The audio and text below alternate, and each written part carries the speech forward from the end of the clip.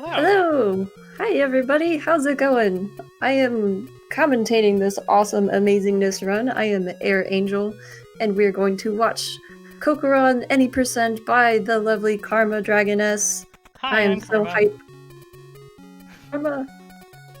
Alright, well, I guess with that, should we go ahead and get into it? Yeah, let's do it. Alright. So, time will start when I hit start on this screen, so I'll give it a quick countdown here. 3, 2, 1, go. So this Let's is get it! Cocoron. Right off the bat, we are introduced to Tapir, or Taper if you prefer. Both pronunciations are completely valid. And Tapir can create any dream. And the whole point of this game is that we get to create all these different whimsical characters and travel through all these very strange lands to accomplish something? At first, we're just fighting all the different bosses, so the first thing we're going to make is a ghost-headed dragon with shurikens, because we get to fly, move fast, and shoot shurikens. Who doesn't want to do that? It's such a mood. I want to be that. I want to be that. Yeah. Our very first stop will be the Milk Sea, because it's one of the shorter stages, and as it turns out, the way the map screen works, depending on which screen you start at and go to, that actually affects the layout of the stages, so it turns out going around in a circle is one of the fastest routing methods. So here's a pirate in the Milk Sea, completely standard, don't worry about it.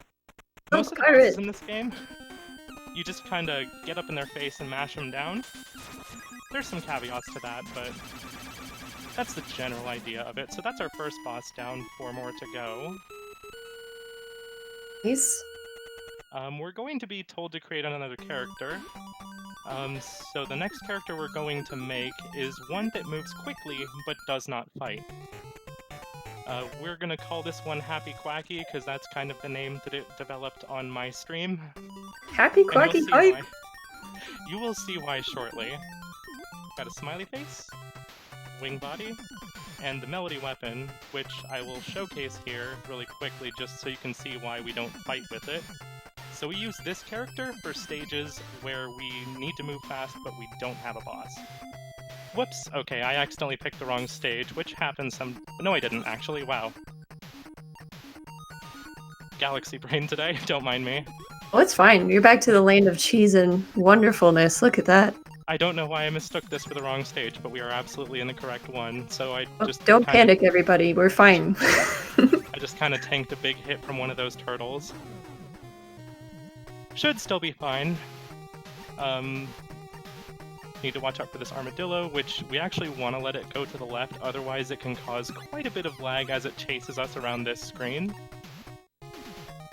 Same deal coming up here really quickly on these stairs. Wait for it to go right so it doesn't bother us.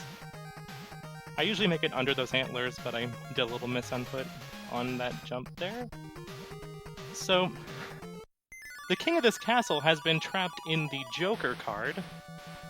So we have to fight, well, the spades. So this boss fight, we have to fight through 10 number cards. And the way this works is that when the last spade has exited the screen, the next card can come on screen, so it really helps if you try to at least shoot the last 1 or 2 spades. And it's always the same pattern. So about 7, I tend to stop shooting all of them and just go for the last 1 or 2 here. Low on there. I absolutely love the music in this game, and we looked it up earlier before we started, and it turns out the same person that made the score for Mega Man 2 did this score as well, but he was told to make it more cute. Yeah. More diabolical self. Queen. And as we remember, the king is trapped inside the Joker card, so here's the Joker.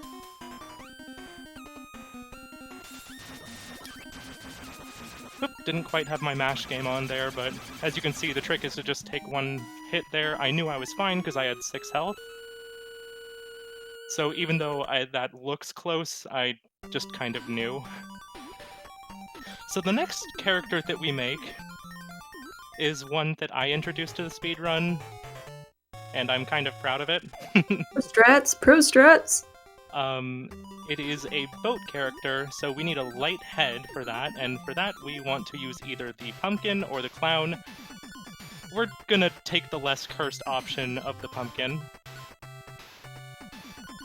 Agreed. And we also need the pencil because it is a lightweight weapon that travels forward. We'll showcase that a little bit later. And we're gonna head up to Fire Ice Mountain. This stage was really fun to optimize. You'll kind of just see me weaving through the enemies. Like, it's not a scary stage once you learn what to do for it. So we're just going to fly under these, do a quick little bump here, and then a lot of flying. Whoops, I jumped a little too early there, that's fine. And I... Alright, that's fine. I got myself a little bit disoriented there. Need like half of these animals and creatures on a t-shirt. No kidding. Especially Tapir. Yes. Tapir would never betray us, right? Too good of a friend. Not any sense of treachery whatsoever. Oh no, of course not. And then we're going to drop onto this tiny cloud here, because we can't make it to the big one. Drop onto the big one, shoot a shuriken to hit that fish. And then loop around here, and do a straight drop down. Which kind of makes you wonder why the dropping down in the previous section kills you, but whatever. Video game logic. So here's Santa Claus trapped in a block of ice, and a giant dragon that we need to fight. Oh no, but it turns out it's actually just a smaller dragon controlling the ice somehow. And it turns out you take a lot less damage if you just stay inside of the dragon and just keep shooting shurikens, so that's a really easy and consistent way to beat that boss. Again, just another case of mash until you win. And at this point, it really doesn't matter what characters we make, so we're just gonna kind of mash our way through the, the character creation. One thing I do want to note about the character creation, though, is you have a limited number of heads and bodies to use. So as you can see, there's a bunch of 3s and a 1 down there. Those 3s are how many of that type of body or head we have left. You can reuse a weapon as many times as you'd like, though. Alright, so next we're going to go to Star Hill, and hope it's not Star Hell. Because there's a bit of Star NG. There's 2 puns that are very good Hey, at this stage. Throw in the puns. Got some whales, eclairs, flying elephants, you know, just... What? What? And now these shooting stars here are very dangerous, but as long as you keep moving quickly, they're not too bad. If they hit the ground on screen, they will explode into those side stars that don't do a lot of damage, but they can add up quickly if you're not moving quickly. And here's Harvest Moon. Very creepy. Let's just hopefully make short work if I can get between the stars here. Oops! Okay, so the problem there was that I touched one of the stars before it left Harvest Moon. So I'm just showing you all the ways you can die, and still make it underestimate.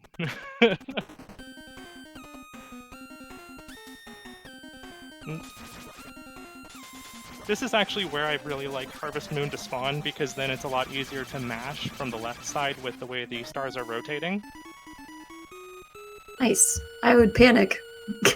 Yeah, it does get a little bit scary because the Death Stars are like right up in your face, but you do have enough space as long as you don't hold right for too long when you turn around.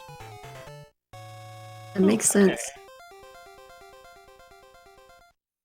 So the next character we're going to make is yet another junk character.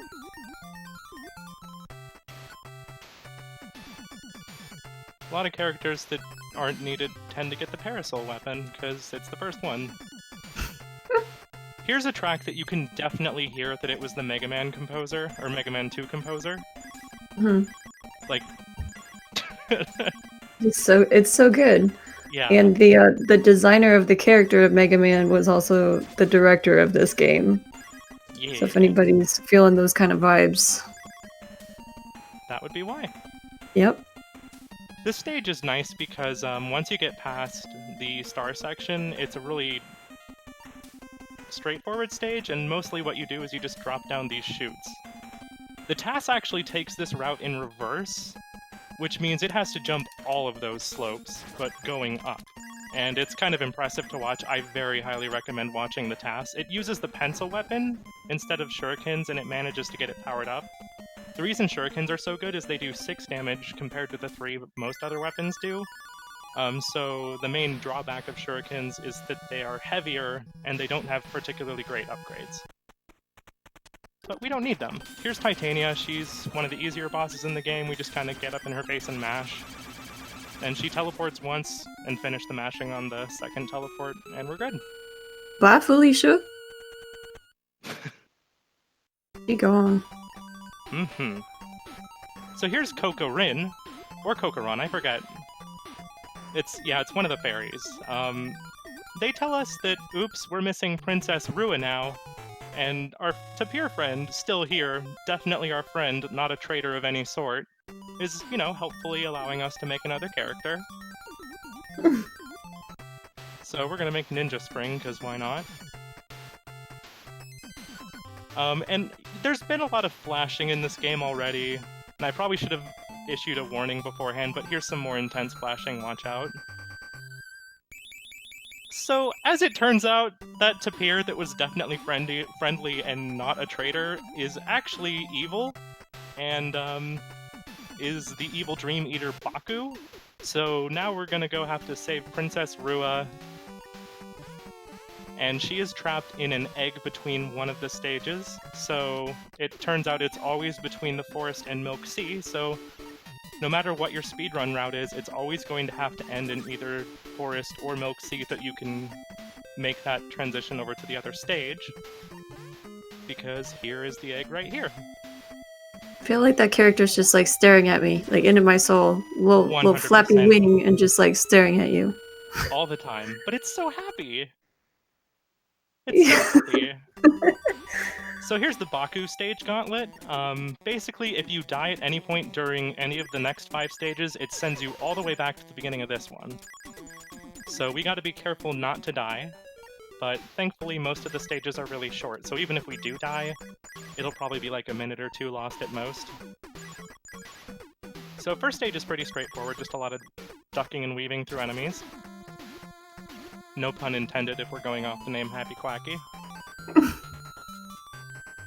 We get to actually use Happy Quacky for the next 2 stages from here, so I hope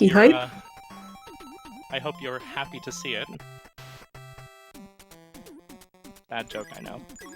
So we're gonna take a damage boost right here. Have some turtles drop, and that's where I can count to 4. After the 4th turtle in that set, you drop down. Nice. I noted in this call before the stream started that I can count to 4. That's why. She did a very good job. Obviously, she did it again, so she could count to 4 twice, at least. Consistently, up to 4 times. So this stage is very difficult when you're playing it casually, because these flowers open and close and you can only stand on them when they're opened.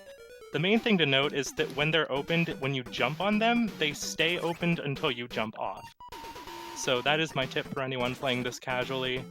Just take your time and stand on the one that's open until you're ready to jump off. I just noticed that when you get hit with Quacky, the frowny face, like the smiley face turns upside down, and that really freaked me out. I was just like, what? What is going on? This next stage here, we're going to use Pumpkin Boat. And here's where we need the pencil weapon. Oh, crap. See, the problem there was that I jumped into a cactus beforehand. That's alright. So here's where I was saying that we might lose about a minute or 2. It was kind of unfortunate that I ran into a cactus early in the stage because I accidentally shot one too many pencils. And one too many pencils. I kind of freaked myself out with the enemies incoming. I probably should have slowed down a little bit. But, You're doing great. That's the nature of Cocoron, and that is something that a lot of the Big 20 runners are probably going to have to contend with, because, hi, this game is in the next Big 20. And I look forward to seeing how people do with this game. A lot of salt. I can sense the sodium already. Yeah. too bad. Just gotta make sure to stay calm in that stage, or you can just make a tankier build, but at that point you're making the jumps harder, so it's kind of a trade-off. Yeah.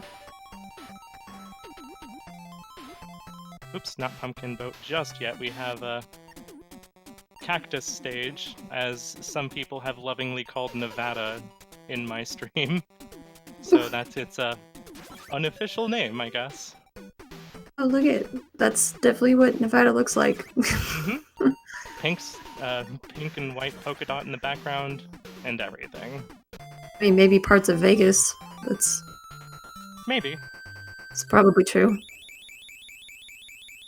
Alright, take 2 with pumpkin boat stage.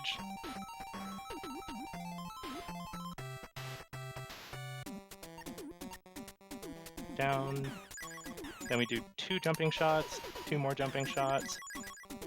That's okay that we took that hit from the cactus because we weren't 1 hit away from death that time. There we go, now we're pretty much free to get to the rest of the stages. It's Jack Skellington's weekend yacht, everybody. Pumpkin boat. Yeah. The other option at that point is Clown Boat, and I have to mention Clown Boat is absolutely cursed because, just as an example, Glitchwitch was playing through this, and she made a Clown Boat for the memes, and randomly about 3 stages later, her game just completely reset itself for no reason. What? Just Don't like, do nope, Clown you're Boat, done. kids. Oops, You're having done. some jumping issues here, but that's alright. Platforming is hard. It is. It really is. Like, it is. It's like, all seriousness, I totally believe so. Yeah. The slopes in this game are really fun. They let you go really fast. Anytime you get a chance to go down a slope, I highly recommend taking it. So coming up here is the first to pier. Spoiler, there's going to be 2 of them. This first one's not too bad because when you shoot them, they just respond with 3 eggs down below. And this tapir is being a little bit of a butt, staying really high outside of the range where I can hit.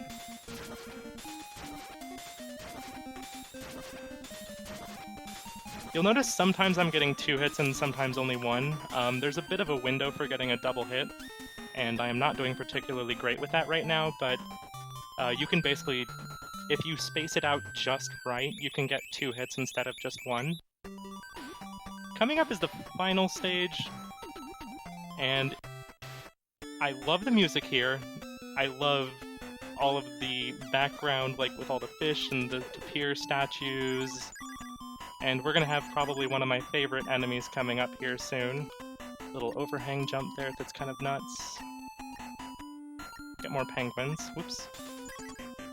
These little cheerleader tapirs are just so adorable. I love them. Oh, look at them! They're so happy!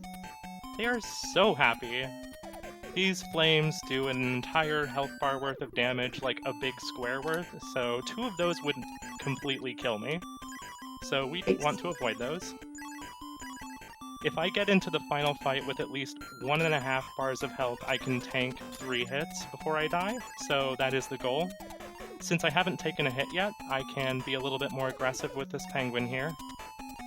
That's fine, that hit there doesn't matter. And we have a few more cheerleaders before we get to the final boss. Now I know my next cosplay. It should just be those little cheerleaders. They're so adorable! So here's Tapir 2, who's a lot bigger of a jerk because they throw 5 eggs, and not 3. Turns out if you throw 5 eggs, you're a jerk. That's just a fact. Yeah, not 6, but 5. Yeah, 5 specifically. 3 is fine too. Yeah. As you can see here, it's a little bit harder to kind of weave through the shots, but hey! We did it. So timer is going to stop after this little jingle ends, so I'll let you know when to stop it. Almost. Time. Awesome. Well, GG's in the chat. Thank you very much. Yeah, that was so much fun. I really, really enjoyed watching that. To anybody who might be thinking about picking this run up, absolutely do it. It is a really fun, really consistent speed game. Like, you will definitely be able to finish runs as long as you just get some practice in. It is such a fun speed game. And I think that's all I have to say. Yeah, thanks so much for, I'm so happy I got to be your buddy today. And if you like what you see, head over to, I think your Twitch is karma__ dragoness. Go follow her. That's it. And I'm Air Angel. And I hope you guys have a great rest of the marathon and have a good day. Thanks, everyone.